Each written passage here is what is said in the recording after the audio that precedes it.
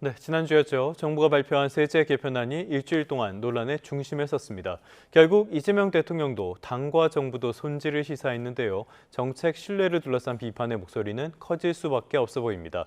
석병훈 이화여자대학교 경제학과 교수와 함께 관련된 내용들 살펴보겠습니다. 교수님 어서 오십시오. 안녕하십니까. 지난 3일 딱 일주일 전에 발표된 세제 개편안, 이 후폭풍이 갈수록 커지는 것 같아요. 또 오늘은 두 가지 측면 살펴보려고 그러는데요. 먼저 부동산, 그 다음에는 금융시장 살펴보겠습니다. 일단 부동산 시장 관련해 갖고는 지금 의견 접수가 쇄도하고 있다고요? 예, 그렇습니다. 재정경제부가 4일 입법 예고를 한 종합부동산세법 개정안하고 소득세법 개정안 관련해 가지고 9일 오후 5시 기준으로만 해도 4천 건이 넘는 입법 의견이 접수가 됐었습니다. 그런데 가장 지금 입법 요구가 많이 나오는 것이 의견이 많이 나는 게 이 비거주 1주택자에 대해서 과세를 올리다 보니까요. 당연히 이 실거주 요건에 대해서 예외 적용을 폭넓게 인정해달라는 요구가 빗발치고 있습니다. 근데 가장 중요한 게 예를 들면 조부모가 손자를 돌보기 위해서 자녀 사는 지역으로 이전하면서 본인 소유 주택이 비는 경우 같은 경우, 아니면 리모델링 공사로 장기간 이주하는 경우, 이런 경우들도 다 예외 적용을 해달라라는 의견이 빗발치는데 너무나 당연한 것입니다. 그러니까 사실 들어보면 딱하지 않은 사정이 없고 이러니까 예외 적용을 나도 해달라 이런 요구는 당연한 것이니까 애시당초 이렇게 거주 여부를 가지고 1주택자임에도 불구하고 이제 투기 세력으로 몰고 이런 정책 자체가 문제가 되는 것이 아니냐 이렇게 생각이 듭니다. 알겠습니다. 세법 개정안도 너무 지나치게 복잡하게 나오고 말씀하신 그런 잡음들이 많았기 때문에 정부에서도 많이 당황을 하는 그런 기류들이 읽히고 있는데요. 일단 세제 개편안이 나오고 나서 서울의 아파트 매물 쪽, 강남 쪽을 중심으로 나오고는 있나 봐요. 그런데 이게 전혀 거래는 이루어지지 않는다고 해요. 지금 상황 어떻게 봐야 되는 겁니까? 예, 당연히 그렇습니다. 지금 이번에 세제 개편안에 가장 타겟이 되는 것이 서초구와 강남구, 즉 종부세 부담이 급등을 하는 40억 원을 초과하는 아파트, 시세 기준으로 40억 원을 초과하는 아파트의 78%가 몰려 있는 서초구와 강남구를 타겟으로 했습니다. 그리고 그 중에서도 특히 이 장기 보유 특별공제의 상한이 설정이 되기 때문에 오랜 기간 거주를 했던 그 지역에 거주를 했던 고령 은퇴자들한테 이제 집을 내놓게 하는 목적으로 제도가 설계된 것으로 지금 보이거든요. 그런데 문제가 있죠. 대출 규제 때문에 지금 25억 원이 초과가 되는 아파트 같은 경우는 주택담보대출이 2억 원밖에 안 나옵니다. 그러니까 40억 원이 초과되는 아파트에 매물이 나와봤자 2억 원밖에 주택담보대출이 안 되니까 살 사람이 없다. 예, 그렇죠. 현금 부자가 아니면 살 수가 없는 것이죠. 그러니까 현금 부자가 아니면 살 수가 없는데 그러면 이 현금 부자가 아닌 사람한테 팔려면 결국은 누구예요? 현금이 많은 사람만 매도인 금융, 셀러 파이낸싱으로 이제 근저당을 설정해 주면서 돈을 몇억 가까이 나중에 받고 팔 수 있는 그런 현금 부자만 팔 수가 있어야 되는데 고령의 은퇴자들 같은 경우는 어렵죠. 국민연금 말고는 소득이 없으니까 셀러 파이낸싱을 턱턱 내주기는 어려운 상황입니다. 그러니까 당연히 매물이 지금 쌓이는 증가 속도가 서초구하고 강남구가 지금 1위로 나오고 있음에도 불구하고 실제 계약은 체결되지가 않고 현금 부자만 팔 수도 있고 현금 부자만 살 수도 있는 그들만의 잔치가 되는 이런 세상을 원하는 게 정말 정부의 목적인지 저는 다시 한번 묻고 싶습니다. 목표가 불명확하다. 자, 그런데 지금 수도권 대부분 지역이 토지거래 허가구역으로 또 묶여 있잖아요. 그러면 이 정책의 앞뒤도 좀 잘 안 맞는 것 같은데요? 그렇죠. 수도권 대부분을 토지거래 허가구역으로 묶다 보니까 이땐 규제 지역을 갖다가 집을 사게 되면 4개월 이내에 입주해서 2년간 거주를 해야 됩니다. 그러면 만약에 그 집에 누가 세입자가 있게 되면 4개월 이내에 입주하는 게 불가능하거든요. 세입자의 임대 기간이 종료될 때까지는 입주가 불가능하니까요. 그런데 이게 사실은 지난해 11호 대책 때 이 똑같은 문제가 제기가 됐습니다. 11호 대책을 기점으로 그래서 보완책이라는 것이 나왔는데요. 그 보완책이라는 것이 올해 12월 31일에 끝나는 거죠. 올해 12월 31일에. 그런데 이번에 사실 또 집을 팔려고 하는 사람들이 있는데 만약에 12월 31일 기준으로 작년 올해 5월 10일 기준 임대 중인 주택을 무주택자가 매수한 경우에 한해서는 이제 4개월 이내에 실거주를 해야 된다라는 것을 갖다가 유예해 주기로 했는데 이 특례가 올해 12월 31일 기준으로 종료가 되면 지금 세제 개편안에 따라서 집을 팔려고 하는 사람들도 세입자가 있으면 팔 수가 없는 거죠. 그렇네요. 그러니까 이걸 새로 바꿔줘야지만 거래가 되는데 결국 이것도 기본적으로 우리나라는 자유시장 경제 체제 세제고 개인의 주택이라는 것은 사유재산인데 이것을 파는 거에 대해서 정부한테 허락을 받아야 된다는 것 자체가 발상 자체가 잘못된 것이 아니냐. 그러다 보니까 이렇게 여러 가지 규제가 정부가 나오는 정책이 서로 상충되고 이럴 수밖에 없어서 다시 또 재검토를 해야 되고 그러면 애시당초 정책을 발표하기 전에 왜 이런 것들을 갖다가 면밀히 검토해서 나오지 않았는가 이런 것들이 다시 한번 의문이 제기될 수밖에 없는 상황입니다. 일주일 만에 여러 가지 측면에서 한계점들이 나오고 있는데요. 말씀하신 것처럼 그렇다면 정책을 제대로 검토하고 내놓은 것인지 의구심이 들 수밖에 없는 부분이고요. 또 하나 보자면은 지금까지는 고가 주택자들 왜 우리가 신경을 써야 되냐 이런 식으로 넘어갈 수도 있겠는데요. 여기에 대해서 이 후폭풍이 더 큰 게 임대차 시장이 아닌가 싶습니다. 전월세 시장들 지금 굉장히 불안해지고 있다 그러는데 왜 이런 고가 주택에 대한 세부담이 전월세 시장으로까지 이전이 되는 겁니까? 예, 뭐 여러 가지 측면을 일단 말씀드리고 싶은데요. 고가 주택자라고 해서 국민이 아닌 것은 아닙니다. 당연히 고가 주택도 그동안에 소득세 성실히 납부해가지고 축적된 자산을 바탕으로 산 분들이기 때문에 그분들의 세금을 많이 떼든 말든 상관할 바 아니다라고 생각하는 그 정치인들의 발상 자체가 이상한 것이고요.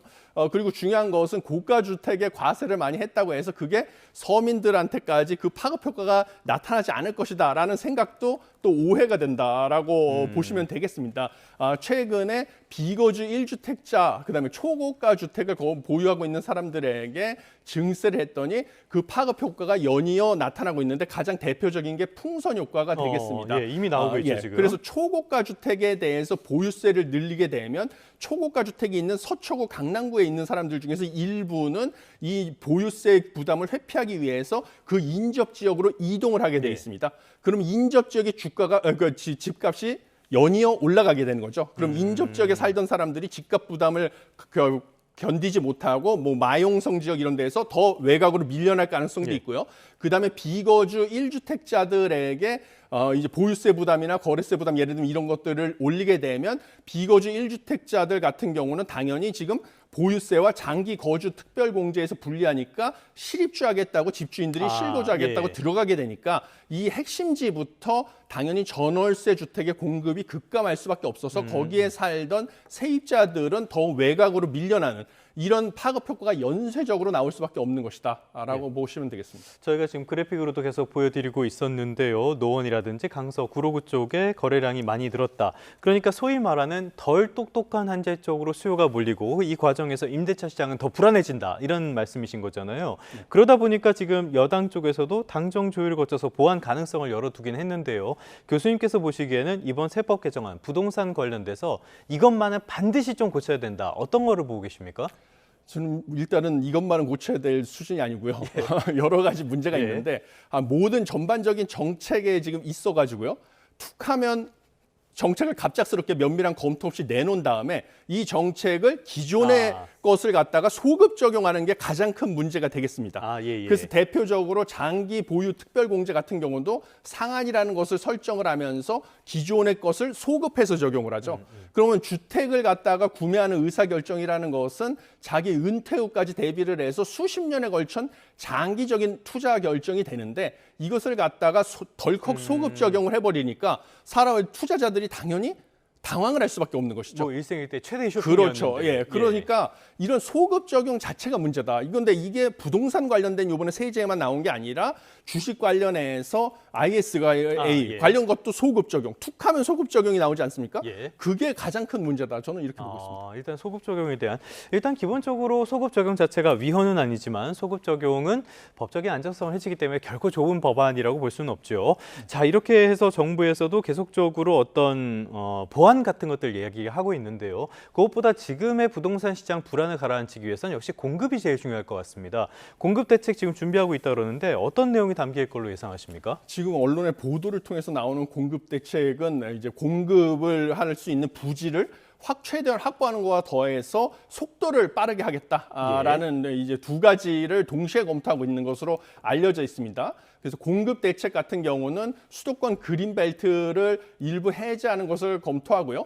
그동안의 유휴부지, 뭐 예. 늘상 나왔던 유휴부지인데 이것은 전전 정권 때부터 나왔던 얘기입니다. 네. 대표적으로 뭐 서초구에 있는 서울에 있던 조달청 부지를 활용한다든지 이런 것도 전전 정부부터 이미 나왔던 얘기고요. 수도권의 그린벨트 해제도 전전 정부부터 나왔던 얘기인데 이런 것들은 결국은 지자체 장과의 협의가 있어야 되고 예. 인근 지역 주민들의 반발도 문제가 있기 때문에 이것은 뭐 이미 5, 6년 전부터 10년 전부터 나왔던 얘기인데 쉽사리 여기를 통해서 속도감 있게 주택을 공급하는 것은 어렵다라고 보고 있고요. 그다음에 비아파트를 통해서 공급을 늘리겠다. 중공업 지역을 공급을 늘리겠다. 이런 것도 실제로는 속도감 있게 공급을 늘리기 3기 신도시 뭐 주택 아직 안 공급을 되고 있죠. 속도감 있게 하겠다. 여기서 뭐 환경 영향 평가와 거주민 보상 이런 걸 동시다발적으로 진행해서 속도를 늘리겠다 이렇게 얘기를 하는데 이게 현실적으로 실수요자들한테 체감할 수 있을 정도로 빠르게 속도감 있는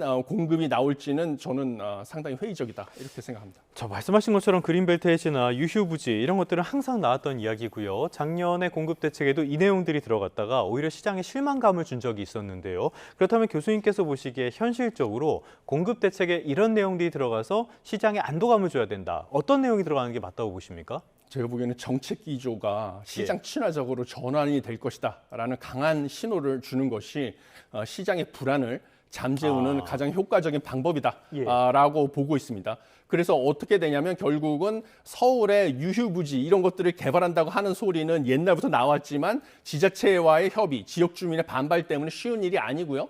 결국은 민간이 가지고 있는 재개발, 재건축을 통해서 공급을 원활하게 이루어지게 하겠다. 그래서 용적률 규제를 완화한다든지 재건축 초과이익 환수제를 좀 완화한다든지 이런 식으로 해서 수익성을 끌어올려서 민간 내에서 공급을 활성화하는 그런 정책 기조가 나오지 않는 이상은 현실적으로 뭐 수요자들의 불안감을 잠재우는 것은 어렵지 않나 이렇게 생각을 합니다. 공급 부족을 달랠 수 있는 현실적인 대안이 이번에는 좀 나와줘야 될 것 같습니다. 13일을 전후해서 나온다고 하니까요. 관심을 가지고 지켜보도록 하겠고요. 조금 전에 앞서서 교수님께서도 언급을 해줬습니다마는 금융과 관련해서도 이번 세제 개편안에 담긴 내용 큰 논란이 됐습니다. ISA. ISA가 뭐길래 이번에 뭘 어떻게 바꾼다고 했길래 이렇게 논란이 커졌던 겁니까? 예, 이번에 ISA를 정비를 한다면서 얘기가 나왔는데요. 예. 문제는 생산적 ISA라는 것을 신설을 했습니다. 이것은 뭐 이자 배당 전액 비과세를 한다는 뭐 파격적인 혜택, 상한을 설정하지 않고 전액 비과세를 한다는 파격적인 혜택을 도입을 하면서 생산적 ISA를 신설했습니다. 그러면서 국내 주식에 투자를 하는 것으로 제한을 뒀거든요. 그래서 이런 파격적인 혜택을 주는 것까지는 좋았는데 문제는 여기서도 소급 적용이 나오죠. 소급 적용이 나와서 기존의 뭐 저소득층이나 서민들의 기초 자산을 형성하고자 하는 수단, 절세의 수단으로 써왔던 일반 ISA를 정비한다라고 하면서 소급 적용이 나왔는데 무엇이냐면 그 한도. 1년에 2천만 원 가까이 투자를 할 수가 있었는데요. 제가 뭐 여유 자금이 없어서 예를 들면 500만 원만 투자를 했다. 그러면 1,500만 원이 한도가 남지 않습니까? 이것을 다음 해로 넘길 수가 있었습니다. 4년까지 넘길 수가 있었는데 이 한도가 다음 해로 넘어가는 것을 없애버렸습니다. 없애버렸고요. 원래는 이게 기본적으로 의무 납입 기간이 3년이 넘어가면 기존의 일반 ISA를 갖다가 계속 본인이 원하면 연장이 가능했거든요. 근데 이것을 5년까지만 연장하는 걸로 정해버렸죠. 기한을. 근데 그러니까 문제는 예전에는 계속 연장이었는데 이제는 5년 단위로 새로 가입해야 된다. 그렇죠. 근데 문제는 5년 뒤에 새로 가입할 수 있다는 보장이 없죠. 일몰을 도입을 해가지고 2029년으로 일몰이 정해졌습니다. 그래서 2029년 전에 정치권에서 다시 이거를 재가입할 수 있게 터주지 않으면 재가입이 어려워지기 때문에 결국은 이것은 일몰 전에 생산적 ISA로 갈아타라는 강한 신호가 아닌가. 그래서 기존의 일반 ISA 같은 경우는 국내 주식시장에 상장된 뭐 S&P 500이라든지 이런 ETF 상품에도 투자가 가능했는데 국내 주식 투자할 것을 그렇죠. 그러니까 유도하기 위한 장치가 아니냐 해서 뭐 청년층을 대상으로 강하게 반발이 나오고 있는 상황입니다. 이 부분도 굉장히 논란이 컸고요. 개인 종합자산관리계좌라는 게 절세를 목적으로 하는 경우가 많은데 이렇다 보니까 국내 증시에 투자를 강요하는 것이 아니냐 이런 논란이 커졌던 것 같습니다. 여기에 주가 누르기 방지법이라든지 이런 것도 수술대에 오르면서 이 양쪽이 다 논란이 커졌거든요. 그러다 보니까 이재명 대통령이 야 이거 제대로 좀 검토해서 보완을 해라 이렇게 지시를 했단 말이죠. 이런 것들이 정책의 어떤 신뢰성을 긁을 그런 문제가 될 가능성은 없을까요? 예, 당연히 문제가 된다. 이것은 사실 대표적으로 제가 경제학자로서 지적하고 싶은 부분은 동태적 비일관성 문제라고 거시경제학에서 맨날 나오는 대표적인 사례를 보여주고 있다라고 생각을 합니다. 조금 쉽게 말씀해 주시면. 대표적인 게 다주택자 양도세 중과 재시행을 했다가 3개월 만에 이번에 다시 완화했잖아요. 다주택자 양도세 중과 재시행을 했는데 매물 잠김 효과 때문에 집값이 상승을 하고 그러면 집값 상승하는 것을 막기 위해서는 신규 주택을 공급을 해야 되는데 신규 주택은 바로 하루아침에 나오는 게 아니잖아요. 그러니까 결국은 다시 다주택자의 매물을 끌어내려고 다주택자 양도세 중과를 또 2029년까지 단계적으로 풀어줬습니다.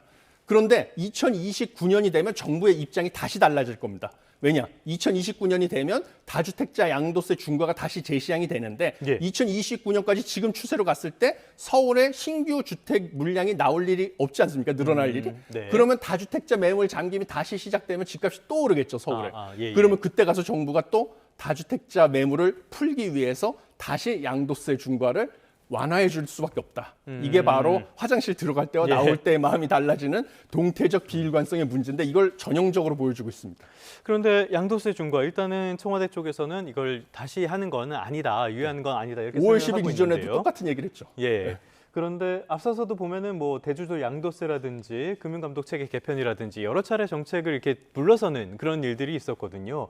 이 부분에서 좀 우리가 짚어봐야 될 시사점은 없을까요? 시사점은 결국은 정책을 발표할 때 기본적으로 그 정책을 발표할 때 여러 가지 파급 효과를 갖다가 면밀히 검토하고 전문가들의 의견을 충분히 수렴한 다음에 완성된 정책을 발표를 해야 되는데요. 지금 정책이라는 것이 뭐 툭하면 SNS라든지 뭐 유튜브라든지 이런 데에서 고위 관계자들이 나가가지고 얘기를 하면 그게 막 언론에 파급 효과가 나오고 뭐 이런 식으로 된 다음에 나중에 여기저기서 이제 이런 문제가 나온다 저런 문제가 나온다고 보도나 전문가의 지적이 나오면 다시 또 그거를 뒤로 되돌리는 이런 식으로 왔다 갔다 하는 행보를 보이는 데다가 거의 뭐 양치기 소년처럼 5월 10일 이후로 다주택자 양도세 중과를 재시행한다고 했다가 3개월 만에 되돌리고 이런 행보를 계속 보이니까 그 사이에서 금융소비자라든지 그다음에 무주택 수요자들만 왔다 갔다 하면서 피해를 보는 이런 상황이 계속 속출하고 있다 이렇게 보고 있습니다.